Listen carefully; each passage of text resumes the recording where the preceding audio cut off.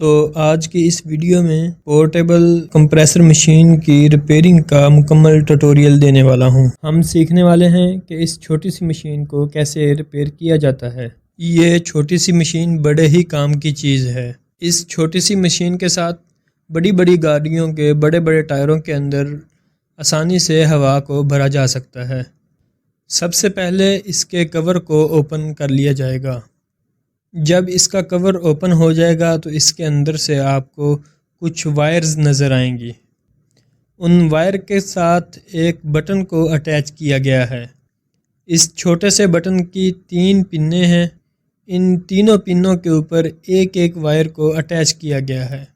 سب سے پہلے ہم ان پنوں کو اتاریں گے۔ ان وائرز کو بٹن کے ساتھ سے الگ کیا جائے گا۔ بٹن کو الگ کرنے کے بعد اس کور کے اندر سے بٹن کو آسانی سے کسی بھی باریک پیچ کس کی مدد سے نکال لیا جائے گا۔ اب آپ اس بٹن کی حالت کو دیکھیں۔ یہ بٹن جو ہے وہ میلٹ ہو چکا ہے۔ بٹن میلٹ ہونے کی وجہ سے یہ اپنا کام چھوڑ چکا ہے۔ ہم نے اس کے اندر سے پرانا اور خراب بٹن نکال دیا ہے۔ اس کی جگہ پہ ہمارے پاس نیو اور اچھے والا ایک بٹن جو ہے وہ ہمارے پاس آ چکا ہے۔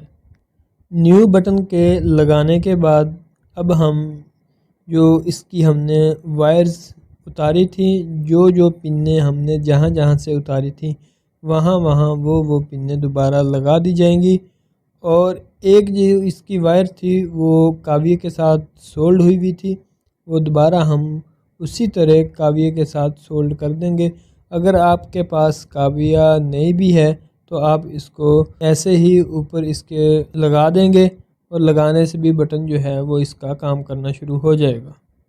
پہلے ہم نے اس کے بٹن کو لگایا، پھر اس کے بعد اس کی وائرز کو لگا دیا۔ وائرز کو لگانے کے بعد ہم اس کو چیک کریں گے۔ یہ مشین 12 وولٹ بیٹری پہ استعمال ہونے والی ہے، اس لیے ہم نے ایک 12 وولٹ بیٹری لی ہے اور اس مشین کو چیک کریں گے۔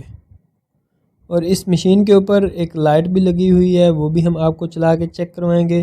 اور میں نے اس کی جو اڈاپٹر ہے اس کے اوپر 2 پنوں کے ساتھ 2 کلپ جو ہیں ان کے ساتھ میں نے اس کو اٹیچ کیا ہے، اور اس کو اب ہم چلائیں گے۔ مشین بالکل اوکے چل چکی ہے، ٹھیک ہو چکی ہے، ریپیئر ہو چکی ہے۔ اب جو ہے اس کی لائٹ بھی آن آف ہو رہی ہے اور مشین بھی چل رہی ہے۔ آج کی اس سمپل سی ویڈیو میں اتنا ہی۔ انشاءاللہ حاضر ہوں گے نیکسٹ ویڈیو میں۔ اللہ حافظ۔